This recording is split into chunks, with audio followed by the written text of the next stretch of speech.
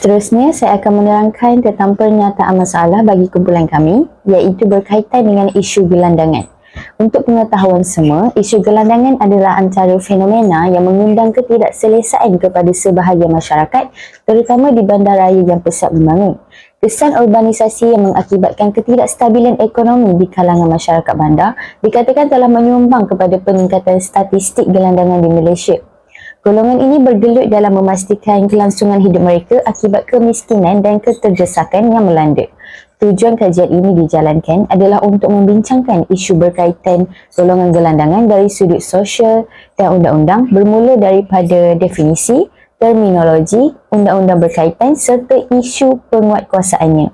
Kajian ini adalah berdasarkan konseptual yang membincangkan isu-isu setempat berkaitan dengan gelandangan dan masyarakat orang Papar. Kajian ini dilaksanakan bagi mengenal pasti kajian yang telah dijalankan berkenaan Akta Orang Papar 1977.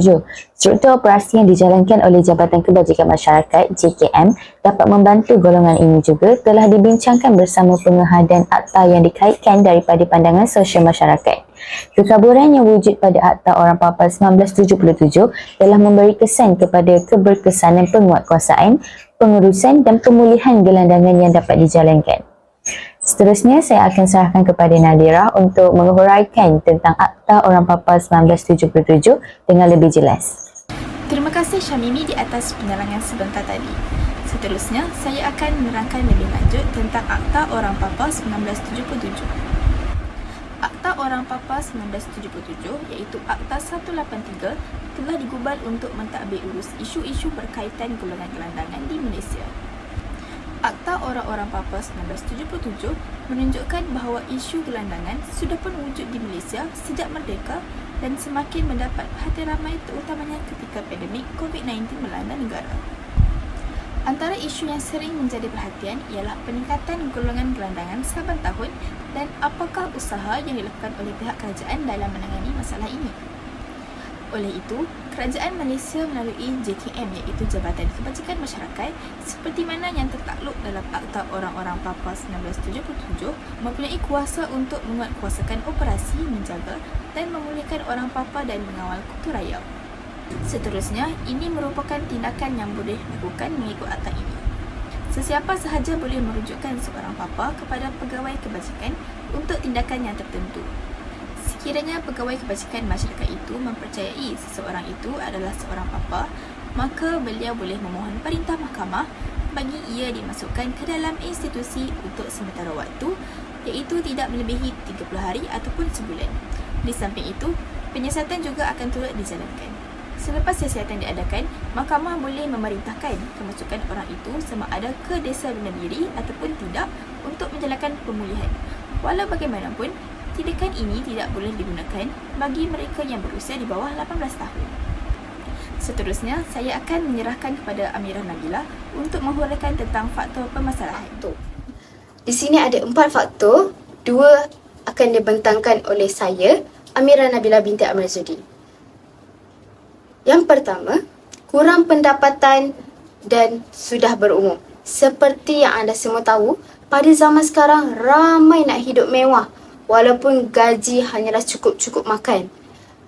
Saya bagi contoh, gaji 1,000, bayar duit sewa rumah, bayar duit kereta, bayar bil air, bil elektrik dan sebagainya. Tinggal berapa ratus untuk perbelanjaan makanan. Akhirnya, mereka-mereka ini jadi apa? Jadilah gelandangan dalam bahasa kasarnya atau lebih berbahasa adalah rakan jalanan. Yang kedua, faktor sudah berumur. Oleh yang sedia maklum, syarikat-syarikat besar ataupun syarikat-syarikat kecil tak ada yang ingin mengambil pekerja yang umurnya sudah melebihi 60 tahun. Oleh kerana faktor sudah berumur, mereka tidak lagi kuat untuk bekerja selama 8 jam. Tak mampu untuk berdiri, tak mampu untuk berdiri 8 jam, tak mampu untuk bekerja daripada pagi hingga ke petang. Ada yang sakit dan tak mampu langsung bergerak untuk bekerja. Tambah-tambah lagi pada orang-orang tua yang ditinggalkan di kampung lah. Seterusnya, yang memainkan peranan adalah kurang kasih sayang daripada keluarga yang menyebabkan mereka ni dibuang. Mungkin disebabkan masalah peribadi keluarga lah yang kita tak tahu. Okey, kalau saya bagi contoh, kalau kalian semua tahu, kalau kalian semua perhatikan, okey, banduan. Saya bagi contoh banduan yang dilepaskan, diorang ni tak diambil berat oleh keluarga. Tak, ahli keluarga pun tak nak ambil kisah, tak nak terima diorang. Okey, jadi diorang ni terpaksa tidur di tepi jalan, minta sedekah, terpaksa menjadi rakan jalanan. Itulah faktor-faktornya. Saya serahkan kepada kawan saya lah. Yang ketiga, krisis ekonomi memberi kesan kepada pasaran perumahan dan menghalang orang ramai daripada membeli atau menyewa rumah.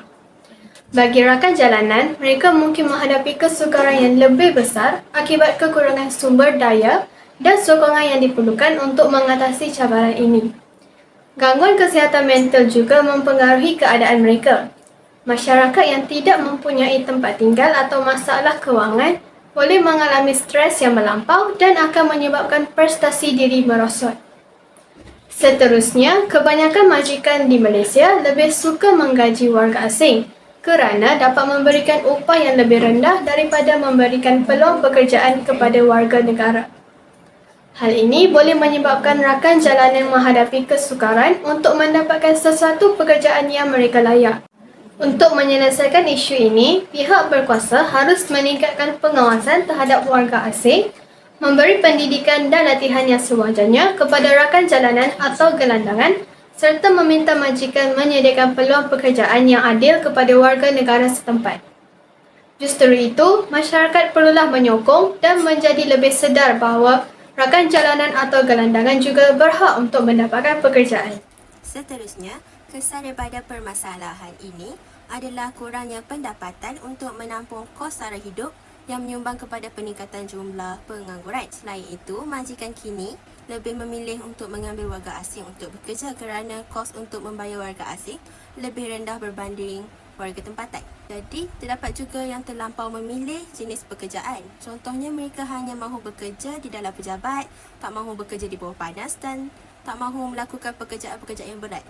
Dan ada juga yang apabila dah mendapat peluang pekerjaan, mereka tak mahu bekerja dengan bersungguh-sungguh dan membuat kerja sambil lewa. Hal ini menyebabkan lebih sukar lagi untuk mereka mendapat peluang pekerjaan dan menyebabkan mereka sukar untuk menampung diri dan juga keluar daripada masalah ini. Apabila kurangnya peluang pekerjaan yang diberikan kepada mereka, mereka lebih memilih untuk meminta sedekah. Ada antara mereka yang lebih sanggup untuk meminta sedekah daripada bekerja kerana hasil yang diperoleh daripada meminta sedekah lebih tinggi daripada mereka bekerja. Jadi, mereka tak perlu bekerja keras untuk melakukan pekerjaan. Mereka hanya perlu duduk dan menunggu orang menghulurkan duit kepada mereka.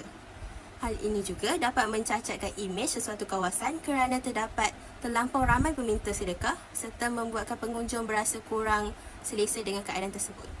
Seterusnya, disebabkan oleh kurangnya pendapatan, mereka ini sukar untuk menghantar anak-anak untuk melanjutkan pelajaran. Hal ini memberikan masalah kepada anak-anak pada masa yang akan datang kerana ianya menyukarkan mereka untuk mendapatkan pekerjaan yang lebih bagus. Dan disebabkan mereka tak mampu, minat anak-anak terbantut akibat mereka tidak dapat untuk menyambung pelajaran. Akhir sekali, kesan daripada permasalahan ini juga menyebabkan berlakunya kes-kes jenayah. Hal ini kerana disebabkan oleh kesempitan wang, mereka mudah terjerumus dalam aktiviti-aktiviti jenayah, contohnya seperti menjadi kedai dadah, berjudi, mencuri dan sebagainya. Hal ini juga memberikan kesan buruk kepada imej negara dan juga keselamatan orang awam. Antara penyelesaian masalah bagi masalah gelandangan dan warga miskin, kita boleh melaksanakan projek kesukarelaan di bawah bimbingan NGO BKAI. Hal ini demikian kerana pihak BKAI mungkin tidak dapat meluaskan bantuan mereka ke seluruh tempat. Jadi, kita boleh mendapatkan tunjuk ajar dari pihak BKAI untuk meluaskan lagi segala yang mereka laksanakan supaya bantuan dapat diberikan dengan lebih meluas dan ramai yang akan menerima bantuan daripada kita. Seterusnya, kami akan cuba mencari peluang pekerjaan kepada mereka dengan meminta syarikat-syarikat tertentu untuk menerima mereka bekerja. Ya, saya sedia maklum bahawa ada antara pihak syarikat tidak berani untuk mengambil mereka sebagai pekerja Mungkin daripada segi pemakaian dan penampilan yang tidak terurus, akan tetapi apa yang boleh dilakukan oleh pihak syarikat ialah memberi mereka tempoh percubaan selama 3 ke 4 minggu.